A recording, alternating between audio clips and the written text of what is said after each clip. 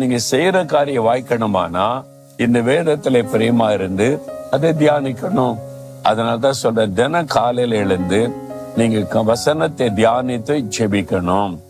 நான் கர்த்தருடைய வசனத்தை தியானிக்கும்படி நான் அதிகாலையில் எழுந்திருப்பேன்னு சங்கீதக்காரன் சொல்றார். அப்ப அதிகாலையில எழும்பி வேற வசனத்தை தியானித்து உங்க நாளை ஆரம்பிக்கணும். அப்படி அந்த வசனத்தை நீங்க தியானிக்க உங்களுடைய உள்ளத்துல இந்த வசனம் ஆழமாய் பதியும். அந்த வசனம் உங்களுக்குள்ள ஆசீர்வாதமான மாற்றத்தை கொண்டு வரும்.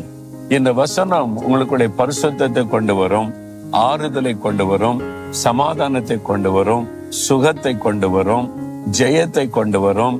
இந்த வசனத்துல அவ்வளவு வல்லமை இருக்கிறது. ஏனென்றால் இது தேவனுடைய வார்த்தை. தேவன் தம்முடைய வார்த்தைகளை எழுதி நம் கையில தந்திருக்கிறார். அதனால தினம் அந்த வார்த்தையை வாசித்து தியானித்து நீங்க ஆண்டவரிடத்துல பிரார்த்தனை பண்ணும் போது நீங்கள் செய்வதெல்லாம் வாய்க்கும். நீங்க ஆசீர்வதிக்கப்பட்டவங்களா இருப்பீங்க.